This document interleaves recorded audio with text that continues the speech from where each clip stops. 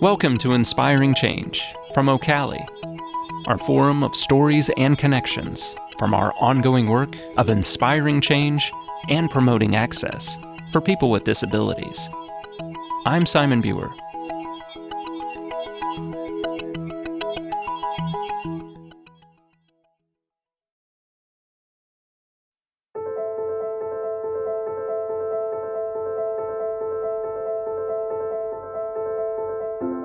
We call it yelling at the rain.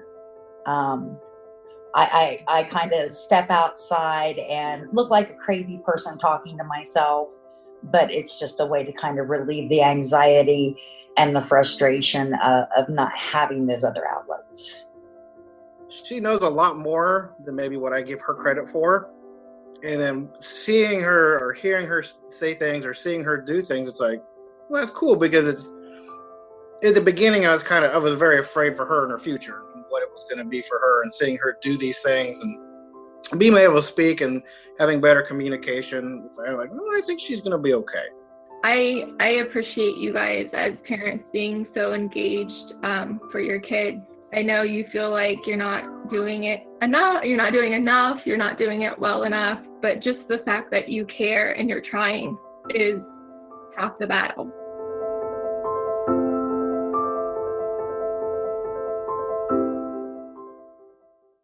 So what do you do for a living?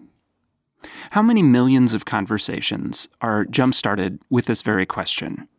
How many chance encounters, line queues, dreaded business networking functions all begin the same way, where time and circumstances force perfectly good strangers to interact and mingle and attempt to get to know each other? It's our go-to, our icebreaker, our fallback when we don't know what else to say. Or it was before COVID-19. So what do you do for a living? It makes sense, of course. So much of who we are is largely defined by what we do. I'm a history professor. I'm a delivery driver. I'm an electrician. I'm an occupational therapist. I'm a writer and mother of 4. Our job, our profession, our career is a large part of our identity, how we define ourselves, and how we view and perceive each other. No matter what you do, what would it be like to try and teach someone else how to do your job in just a few days?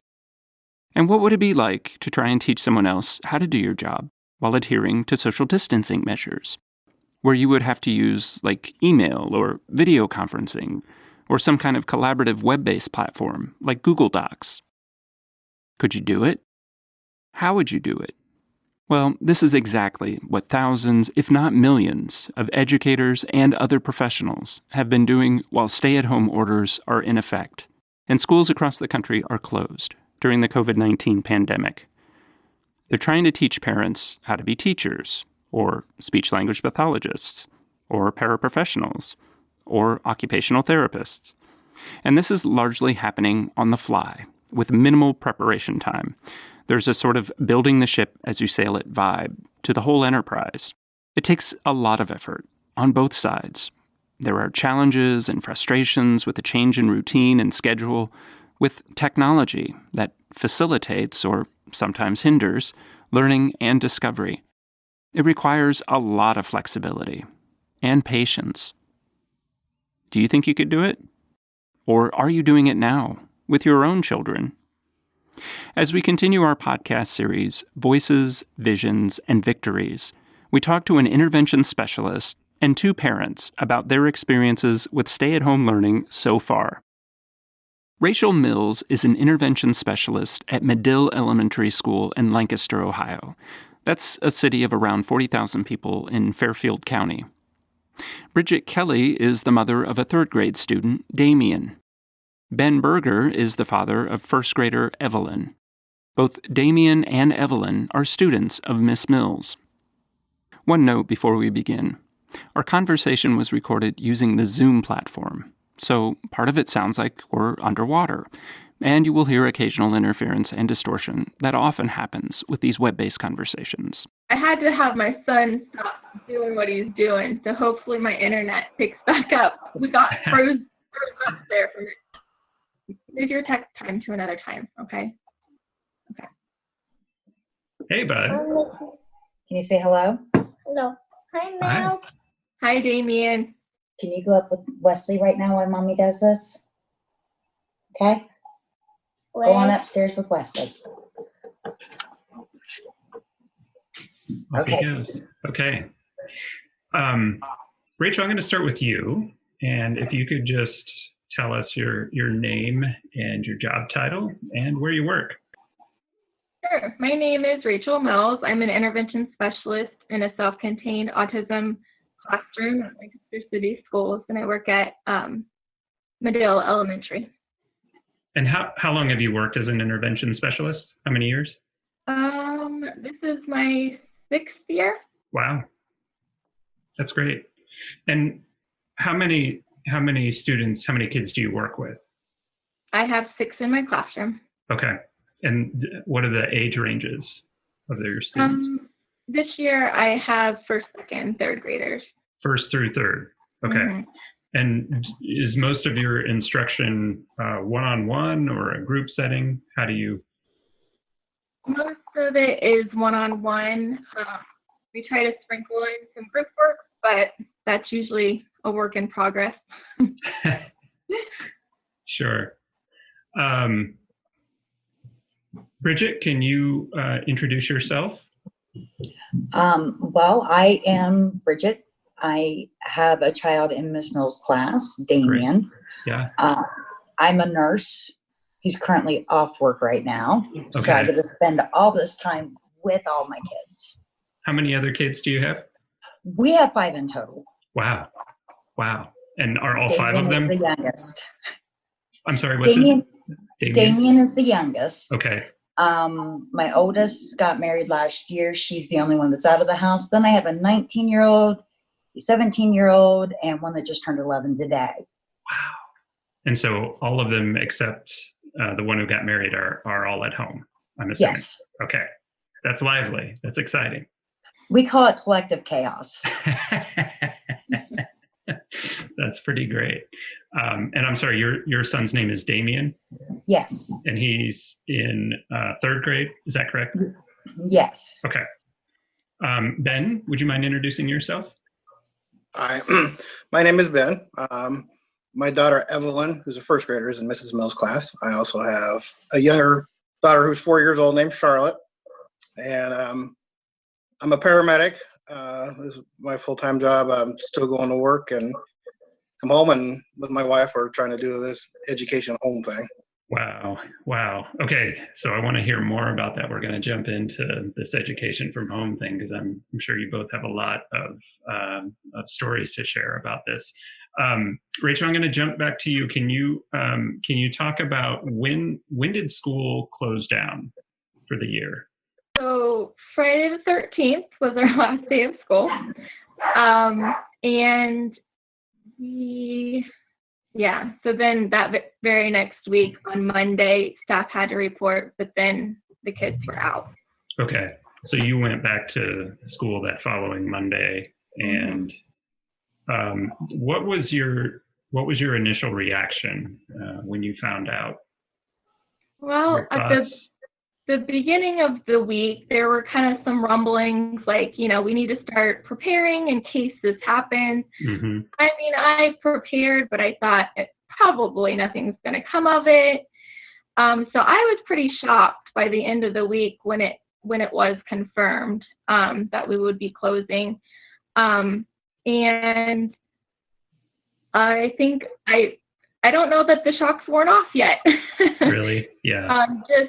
It was a lot to process, and it really concerned me about kids being home and just how I was going to reach them digitally. And did you have any prior experience with remote learning or distance learning? No, not at all. So this was brand new. Yes. And so how much time did you get between, so Friday the 13th was the last day of school. you reported the following Monday. And then when did homeschool or whatever you want to call it, when did that begin for students? Yeah, we had like 3 or 4 days that week. Okay. Sent home packets. That's what the district decided to do for elementary school. So we had that time to gather the packets, and then we sent them home with kiddos on Friday. So that Monday was when the distance learning started. Oh, it started that quickly. Yeah. Mm-hmm. Wow. So the kids went home with packets on Friday with the expectation that homeschool education begins that following Monday. Yeah. Mm-hmm. Wow. Yeah. Bridget, what was your initial reaction to the school closing? We actually saw it coming. My you? husband and I both work in a home health care field of nursing. And so we had already started to see some of the panic going on, things shutting down around us before it was physically announced by the governor that it was going to shut down. Though we were hopeful that that wasn't going to happen, we had already started to plan. Yeah. So it was not a shock to you at all. No, unfortunately, no. And Ben, what about you? What was your reaction? Was it a surprise? Not really. I work for a governmental agency too, so we could kind of see it coming. Yeah. There was rumblings of stuff starting to close down. Just really more wasn't prepared for doing the schooling or the education itself. Yeah. And what all was involved. Yeah, and so let's get into some of that. Rachel, maybe jumping back to you, what were some of the initial things that you did to try to help prepare parents for this? You mentioned the packets that went home with students. So I'm assuming you had a hand in putting those packets together. Mm-hmm. Yeah, since my kiddos are all self-contained, I was the one to put them together. I kind of focused on their IEP goals and things that would help maintain what we've taught over the course of the year. And so I was planning on calling everybody, but also on that Friday, I didn't have a voice. So I just started out with an email, and I've been doing daily emails throughout the closure, just with some focus tips on, what I would like to focus on for the day, and just offering support. So were the packets designed for a certain duration of time, like a week, 2 weeks? Yeah, it was, the first packet was for the first 2 weeks, and then we had our spring break. Okay. And then we went back at the end of March to put together April's packet. Okay. And so then were those, how were those distributed? Did the parents have to stop by the school to pick those up? Yeah. For gen ed, well, for everybody, they were available during lunch distribution during the week. Okay. And then if they were on an IEP, then we mailed those ones out to parents if they were not picked up. Oh, okay. And of course, okay. we'd make arrangements if the parents called, but for the most part, parents picked them up.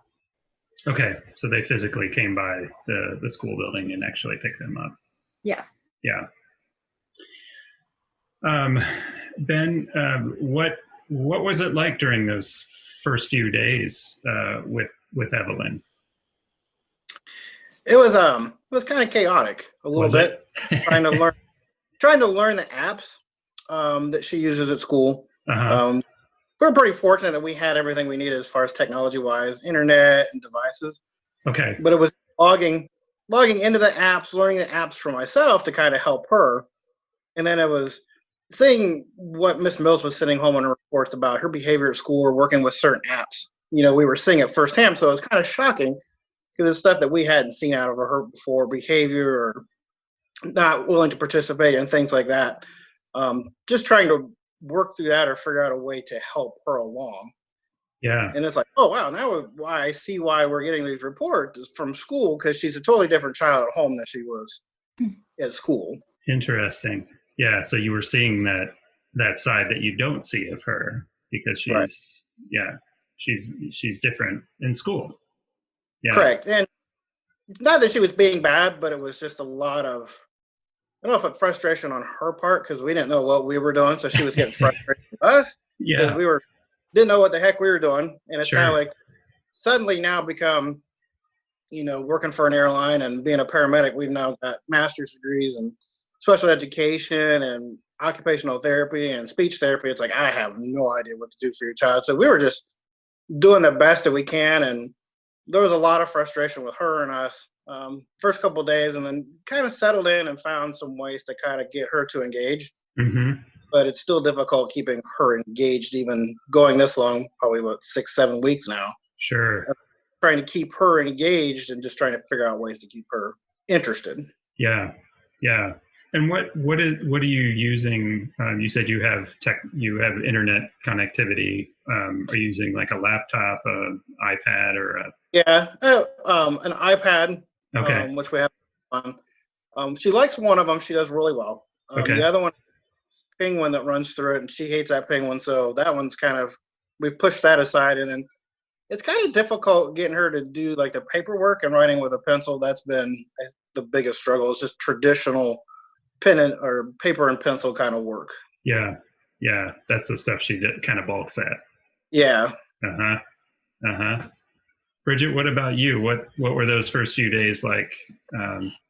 Ours was very chaotic as well because we have 3 in school. One went straight packets, one was doing online, and then Damian, where she adapted to the apps really well, we still can't use the apps. He's better with the traditional paper tracing and such. Interesting. The routine it's very difficult. He has his routines, and changing those routines led to a lot of chaos, a lot of behaviors, a lot of outbursts. Mm-hmm. Since then, though, he meets with Mrs. Reed for therapy once a week, and he looks forward to meeting with her on the iPad and going back and forth. But that's about all that we get done as far as apps and iPad activity or his visits with Miss Mills. Other than that, we are on paper strictly. Wow. He doesn't want to sit and do the apps. He just presses whatever he can to be done with it. And, and in class, he was very active with the apps. So it came as a surprise to us when he didn't want to have anything to do with them at home. Interesting. Yeah. And did you have some of the same challenges that Ben had and for you, like trying to learn and understand these apps? Yes, very much so. And and where Damian's in 3rd grade, and then I have a 5th grader, and then I have a senior. So I'm spending a lot of my time trying to learn Algebra 2, and then switching to geometry, and then I feel like I'm in school all over again. And it can be very difficult at times. My husband he works 2 jobs. So the schooling in the household right now is very much my job. Wow. That's a lot. The apps that they're using, are these for language, math? What subject areas, Rachel, are they? So there are 2 that we use mainly at school. And one is a reading and one is a math. Okay. But then as far as I decided to offer a digital option for maintaining those IEP goals. So I found an online that has basically all of the subjects. And so I'm able to assign digitally like areas to focus on and certain skills to focus on based on what their goals are. And are the assignments daily? Yeah, so I started out, it's been such a hard to strike a balance between giving them enough so that they're getting enough, but not giving them too much. I think I was a little overzealous in the beginning. Yeah. And so I have definitely tweaked that and pared down. I'm going more towards like each day is focused in a certain area. So like Mondays, we kind of focus on communication, and like Tuesdays, like a brain break day. But then I also would like those activities for them to focus on, like maybe 15 minutes of working on those IEP goals. So I've tried to adjust it to make it a little bit more engaging and also manageable for everyone. Mm-hmm. And are your students turning in assignments to you, or are you able to monitor kind of what they're doing, or how does that work? Yeah. So we haven't received the March packets yet. Well, we have received them, but we were letting them sit for however many days. So we'll be reporting at the end of, or tomorrow, to go through those, what we have returned. So that's kind of why I relied on that digital progress monitoring, because it's real time, so I can see what they're doing and how well they're doing towards the goals. But so I haven't actually laid eyes on packets yet. Okay, and the packets are all pen and paper, pencil and paper. Those are physical. Okay, yeah. So that'll be interesting when you look at those, as well as the digital data, right, to kind of see where things are. Ben, how are you structuring things for Evelyn? Do you have like a routine or a schedule, or can you just kind of describe the learning environment at home? We usually get up in the morning, or when I come home from work, I'll try to get some stuff done, so we have a few hours in the morning to do it. They watch a lot of learning programs, like on Netflix. They found some stuff that they like. So maybe we start the morning kind of just with that. Ease into the day. Yeah. They both get into it. And try to do the iPad stuff like after breakfast, maybe before lunch, or maybe a little bit after lunch. Because that stuff is just really difficult to get her to engage in. And once we get her engaged in it, she's fine for 15, 20 minutes, and then that's it. Mm-hmm. So I'd say most of the day is more learning stuff, like through TV, or we read books for some stuff on YouTube or Netflix. I know the gym teacher has sent home some videos. We've tried that with the 4-year-old gets into them. She loves them. Evie, not so much. So it's difficult in that way because there's still housework to be done. Yeah. I still go to work. I work 24 hours. So there's days that Christy's home with them for 24 hours by herself. Yeah. She's furloughed right now from the airport, so she's home with them all the time. Yeah. But we do, I think, pretty good at tag teaming and trying to. Christy will do a little bit with her, and then I'll do a little bit with her, just to try to get a different engagement, or try to get her engaged differently through both of them. And usually that works. We can get 2 or 3 assignments done, but that's usually the end of it. Okay. So you're kind of sticking to roughly a Monday through Friday schedule.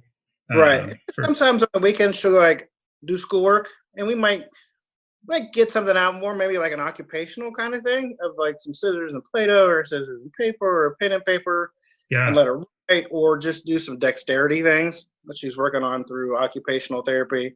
It's kind of at her own pace.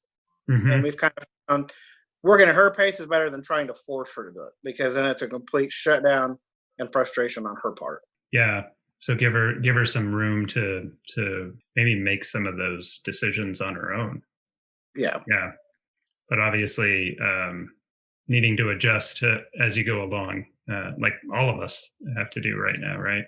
Bridget, what about you? What's the learning? Do you have a set schedule or a set room? We have set schedules. We actually start by getting our daughter up, because she has special learning from 10 to 11 every morning. Okay. So we get her up and get her started. Is that like an online thing? Yes. She has a 504. So she meets with Miss Meadows, and they do their reading and their math assignments to where she can get help online for that hour, Monday through Friday. While they're doing that, we go ahead and get Damian up and start his routine, which starts with, of all things, he gets the laundry basket and collects all the laundry from the bathroom upstairs and brings it down. Nice. Yeah. So we start with that. He gets his chocolate milk and we settle in, and we may get one writing assignment done. I'm kind of like Ben is. It's a maybe 10, 15 minutes. Mm-hmm. And then he takes a break. Okay. His older brother, Wesley, takes him outside to do PE every day. We have several pictures. Wesley likes to punch on a heavy bag that he bought. And so Damian's treat is if he does his jumping jacks or his skipping or whatever, he gets to get on top of the heavy bag and Wesley swings him back and forth like a swing. Now, mind you, he has a swing set in the back of the yard, but he prefers that heavy bag. So we found that implementing rewards tends to help a little bit more. And then there are days that we're just not going to get anything out of him. We're more flexible. So it's not totally set up Monday through Friday for us. If he has a bad day, say on a Wednesday, then we'll try again on Saturday to make up for that time that he didn't get. Yeah. Yeah. I think you told me he likes to climb anyway, right? So maybe he's Spider-Man. He can dig his fingers into a wall and climb straight up the wall. He doesn't get corners. He's very active. Yeah. He's very active and he is fearless. Oh, that's awesome. So are you both mentioned PE. Ben, you mentioned occupational therapy. Are you getting additional help and support from, I would assume there's a separate PE teacher at the school, as well as maybe an occupational therapist or two? Yes. Oh, I'm sorry, Ben, you want to go ahead? Yeah, she, so they have a gym teacher, Mr. Dorian, I believe is his name.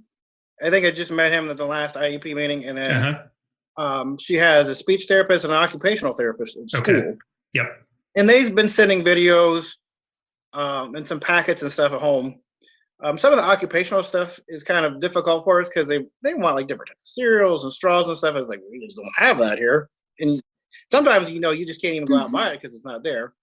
So we've been just trying to use the things that we have at home, scissors, potato, paper, and we did like a egg the other day. So, just opening the plastic Easter eggs, putting them back together, and she will put them all together, like smaller in the next size and the next size. And she does those kind of things like, well, she's kind of getting some dexterity working on that. Speech is a little more difficult, I think, because it's just not really sure what to do for her, how to engage her into those aspects. So we've really been reading to her a lot and then trying to make her read back to us as we're reading books to her. And usually her sister will get involved in that, and her sister will read stuff back, and then she's like, oh, my sister will do it, so now I'll do it. Okay, yeah. So she follows.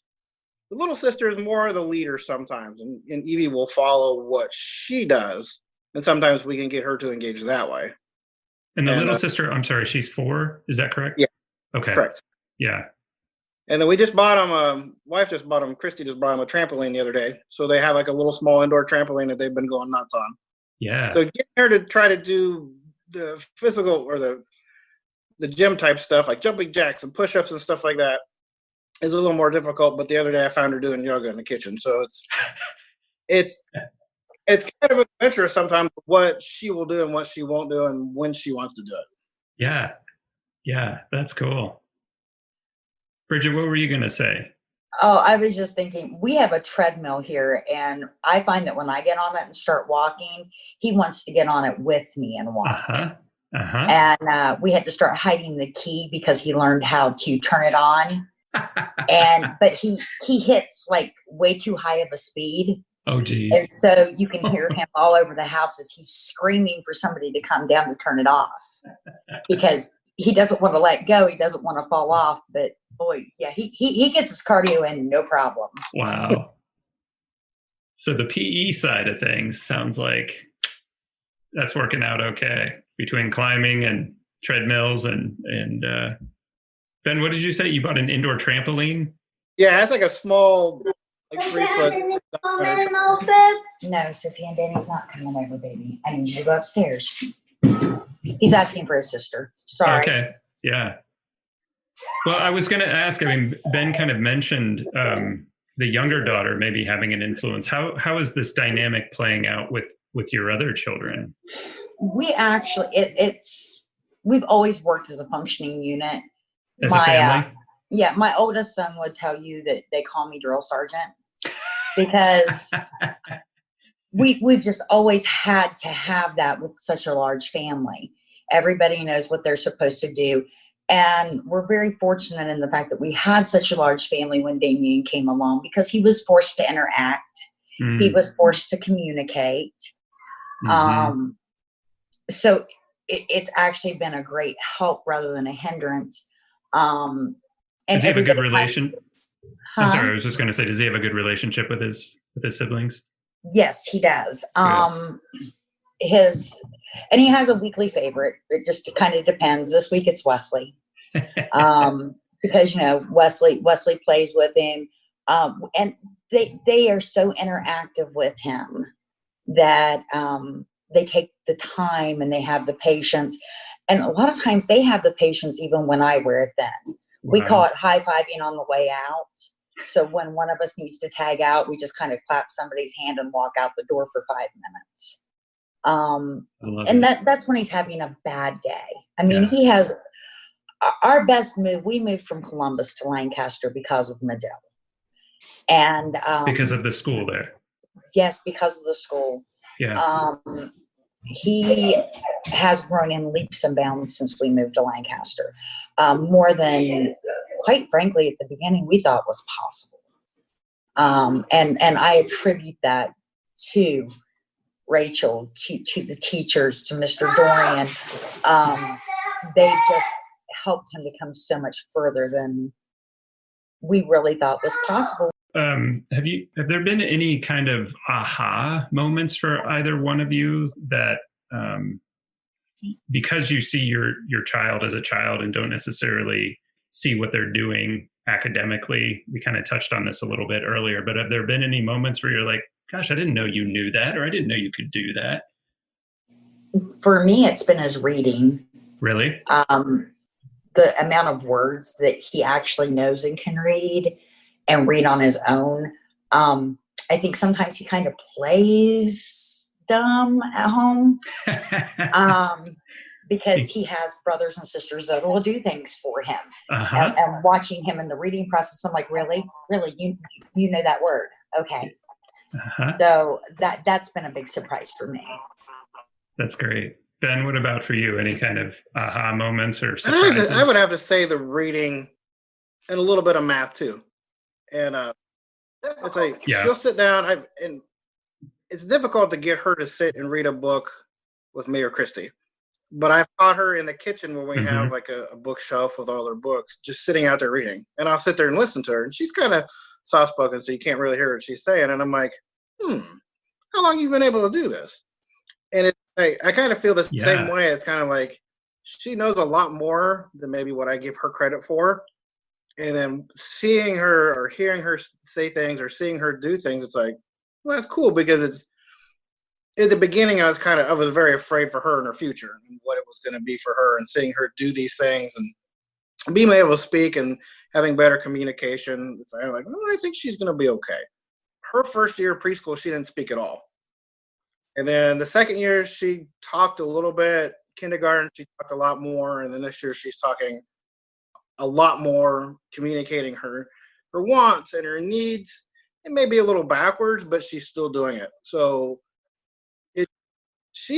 and I don't really know how to describe it, but especially in the spring, and I've kind of looked back to the 4 years that she's been in school, she may have like a real big backslide. You're like, oh man, she's just not progressing. And then all of a sudden she takes like 30 steps forward, and she's saying things and doing things and interacting with things that she's never done before. And it's like, I don't know if it's contributing to like a brain growth or a growth spurt of just her natural growth spurts or what, but we talked about that last week because she was having a lot of difficulty through the last couple of months, even at school. It's kind of like, what's wrong with you? And then it was like last week it was like, boom, it was all over with, and she's just moved forward and doing all these other things that she's never done before. Like, I don't know how to explain it. Wow. That's really cool, though. It is. Yeah. Rachel, you're back. I'm back. My internet decided to take a break. Yeah, no problem. I think I was asking if we could talk just a little bit about what you're doing on a weekly basis to both check in with parents and check in with students. I know in your initial email, you kind of listed some of the communication strategies that you were using. Could you talk a little bit about those? Sure. So I've been sending the daily email with the focus. And then on Fridays, that's devoted to like a check-in with parents through a Google form. And do you check in with parents individually? Yeah. And how much time do you give them for the check-in? Well, it's through a Google form. Oh, it's a form. Okay, gotcha. Yeah. And it's more of an emotional, how are you doing? And then also how their children are doing with different aspects of their learning at home. And then I'm kind of just letting the parents guide me. I've been trying to call about once a week. I don't want to bombard them, but I do want them to know that I'm here if they need me. And if they're open to it, I've been trying to do some Zoom sessions. Evie's not so much into it. We've learned through speech therapy. So I've done more of I'll send Google Forms or Google document to their email, and they can try to do it at home. And I've offered that, I can talk them through it on the phone if they need that support. But like with Damian, he's been rocking the Zoom. So that's kind of what we're sticking with him. So we're doing a little bit more work because he has an IEP meeting coming up next week. But I try to do that at least once a week with any students that are open to that. So you meet with the students like via Zoom and have, wow. Yeah. And would you say that you're able to instruct them that way, or is it more of like a social connection? Yeah, it's more of a social, just I want to see your face and, and you can talk. I don't know that would be real productive to try to get them to listen to an instruction, instructional time. Yeah. So yeah, I'm just decided to be more of an informal thing, except for I've been collecting a lot of data with Damian, so that's worked out. I wanted to touch a little bit on the social aspects. How are you all doing? How are your children doing with the stay-at-home measure? Damian is pretty much a homebody, and again, because of such a large family, we do a lot of FaceTime. My family lives in Middleport, so that he can see the family and talk with them. And we're fortunate we have a big backyard, so it's not like we have to try to get out in order to have exercise. So he's pretty comfortable and okay. Yeah, he's fine. In fact, we had to talk up the fact that Miss Mills was going to get a hold of him. He's like, no, she's at school. I'm staying home. Yeah. And I'm like, oh, no. You're going to talk to her on the iPad. On the iPad. Yes, on the iPad. But I'm staying home. So he took to it like a duck in water. He didn't care that he wasn't going out. Okay. So you may have the problem when school is actually back in session, trying to get him back there. Ben, what about on your end? How has it been having the stay-at-home order in place and trying to deal with that? Initially, it didn't really seem to phase her. Really? And probably a week or two ago, out of the blue, she's like, I miss my friends. I miss my speech friends. I miss my Girl Scout friends. I miss she just started naming people. I was like, she never really talks about anybody. You never see her have like a bond with any of your students. I'm not really sure if she does or not. I know in kindergarten she did. There was a little boy. Yeah.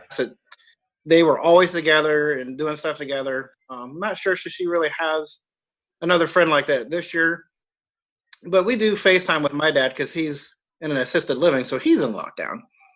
Oh, so wow, we'll FaceTime. We'll try to FaceTime with him when we can, and he gets to see them, and they get to see they see each other. And then my father-in-law that they go to sometimes on the weekends, when both of us are working, she goes to stay with grandma and grandpa, both of them do. And or go grandpa, call grandpa, go grandpa. So Christy will call grandpa, and he'll get on the phone and say something to her, and she'll get all bashful and hide her face. And so we try to do things that way. We have a decent sized yard too, so they'll go out back and play. Carpenter bees are out right now, and she's not real keen on those. So she don't like those, but once we get her past the deck and out in the yard, she's usually okay. And then there's a stray cat that's been living in our yard that she's been playing with. Oh, cool. So when it's not been raining or cold, we've letting them go out back and go play. We did some gardening the other day, and they were playing with the shovels and the rakes and stuff in the yard. So cool. They seem to be doing better with it than I think most adults are. Yeah. Well, that was gonna be my next question for all three of you as adults. How are all three of you? Rachel, maybe we can start with you. How are you doing with the stay-at-home order and being isolated from your colleagues or your friends or family? Yeah, definitely being home makes me realize how much I rely on my team just for emotional support as well as problem solving through different behaviors we're seeing, because it's a little bit more difficult to talk to everyone at once. So you realize how much you really do lean on each other when it's a little bit harder to do collectively. I think I'm adjusting. I've been busy. I don't have a lot of time to think about all this. So I'm just trying to, adjust and create new ways of doing things. So. Yeah. Do you have like weekly check-ins with any of your colleagues or other folks that you work with, this occupational therapist or the speech therapist or any of those folks? Yeah, we have a group text with all of us. Oh, a group text. Yeah, okay. Yeah. So that's kind of how we've been bouncing things off of each other and staying in contact. Yeah, but it's obviously different at a distance and through text. Yeah.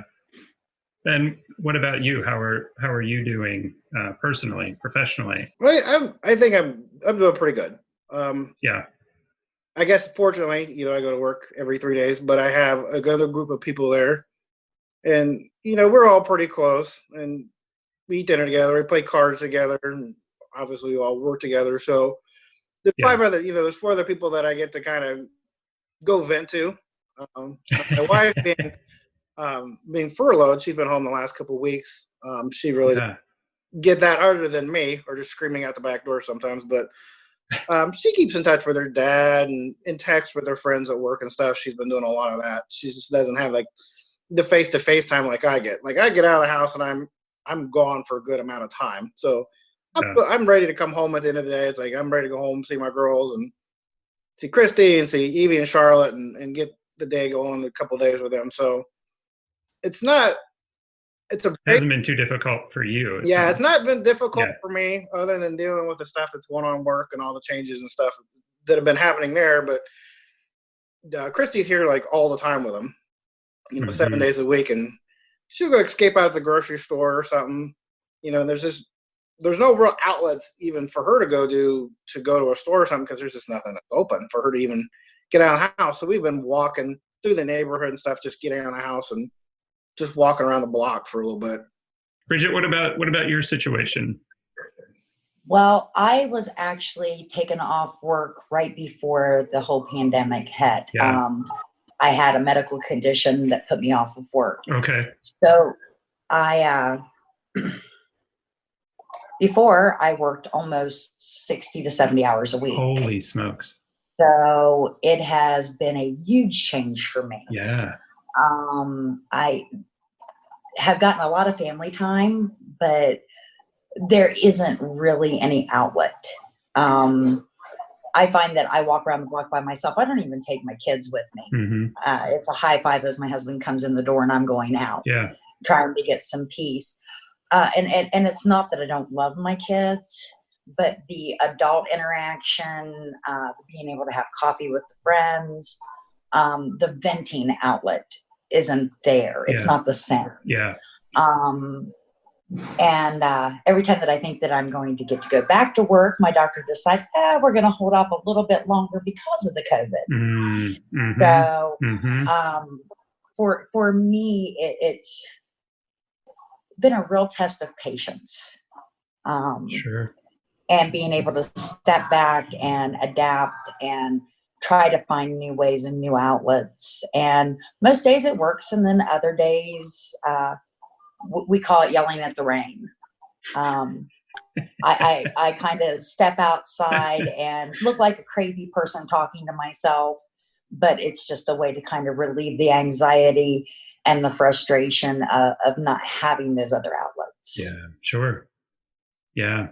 Well, and I was going to ask if there are any kind of self-care activities that any of you engage with. It sounds like yelling at the rain, maybe taking walks. Are there any other self-care practices or activities? I think usually in the evening for us, once the kids go to bed, we'll sit and we'll watch a TV show or a movie together and just sit there together. We may not even talk, just quiet time and having a little bit of peace once the kids go to bed. And trying not to, before we would do a lot of cleaning or something after they went to bed. Now it's just kind of sit down, relax, blow off some steam, and just have time with each other. Yeah, that's great. Yeah. And we do 10-minute meditation before bed. It's a way to clear. And actually, my husband does it downstairs. I do it upstairs after we put the kids to bed. So we're not even together. It's just a moment of peace for us to unwind by ourselves. And then we come together for bed. That's awesome. Yeah. Rachel, anything that you've been doing or practicing, any kind of self-care? Well, my first thing was I have a third grader at home too, and he is on the spectrum. He's high functioning, but so the first thing I did was put us both on schedules. So yeah, just maintain my sanity, I think.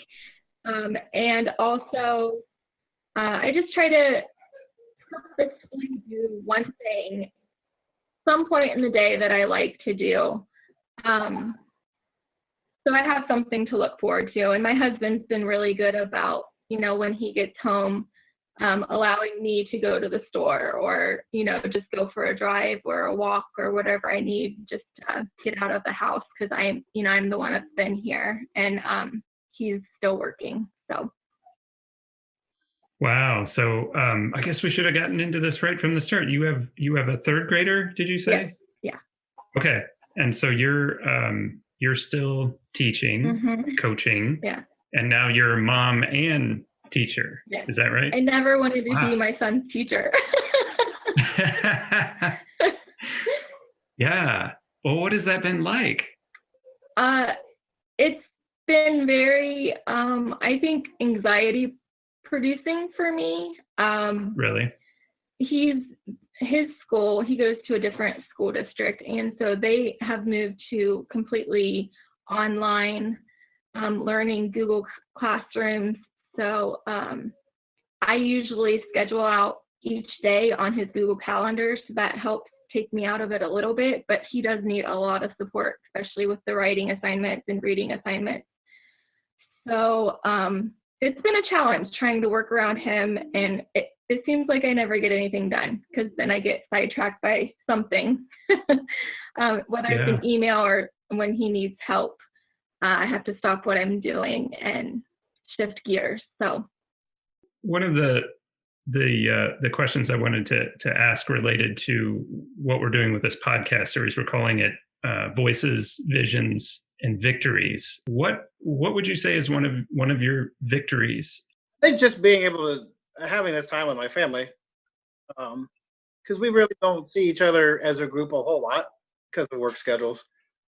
Yeah. But just doing my best to help her along and seeing her, just even if it's a little portion of just seeing something new out of her every day.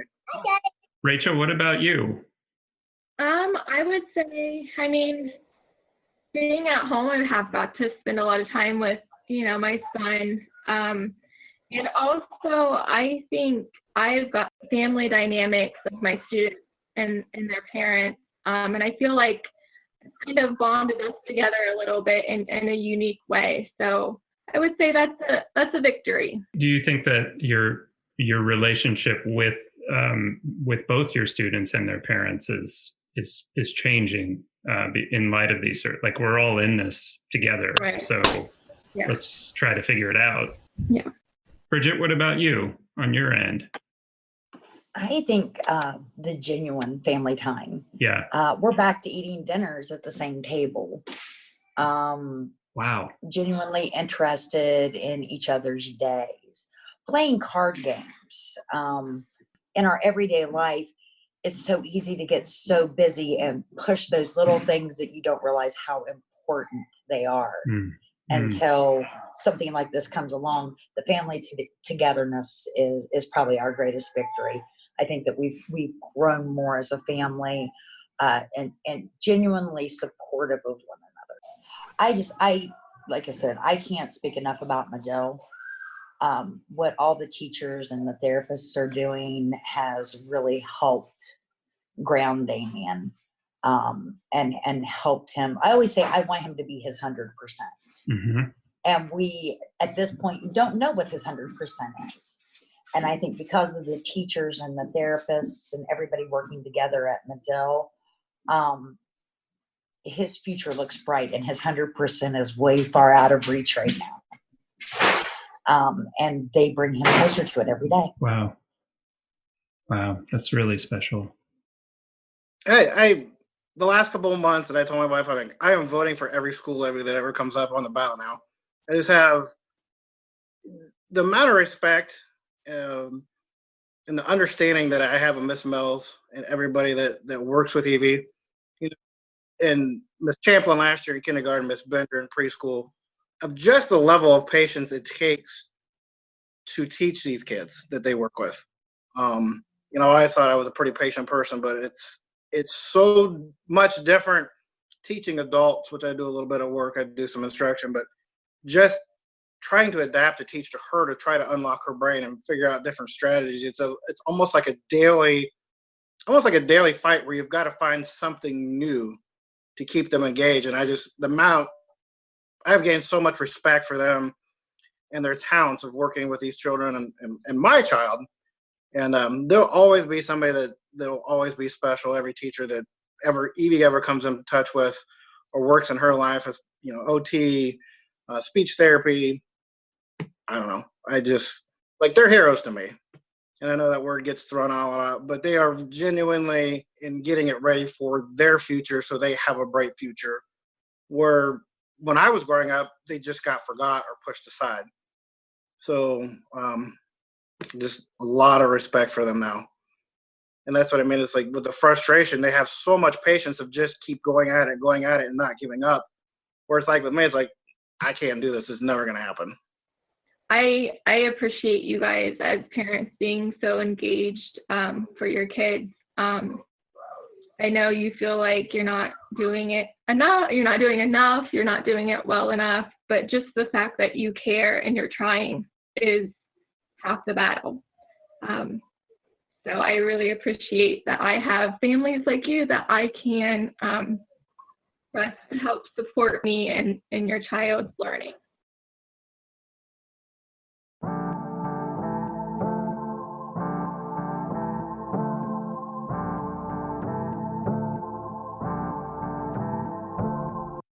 You're listening to Inspiring Change from OCALI, our forum of stories and connections from our ongoing work of inspiring change and promoting access for people with disabilities.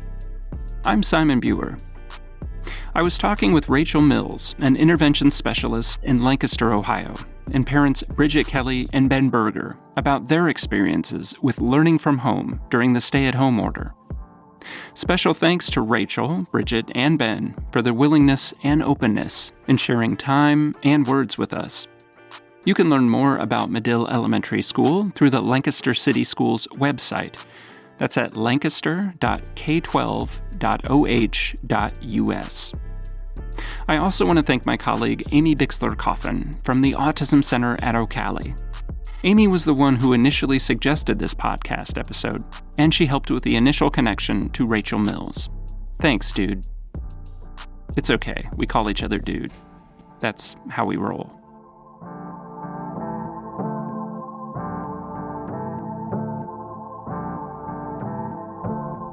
OCALI is offering an array of supports and services to help families, educators, and other professionals stay safe, strong, and supported during the COVID-19 pandemic. Go to OCALI.org and click on the link #HereToHelp. You can also search using the phrase "Here to Help" with the hashtag or not, and either as separate words or all one word. We like to give options. More importantly, we like to help. We're here to help. Please connect with us and let us know how we can help.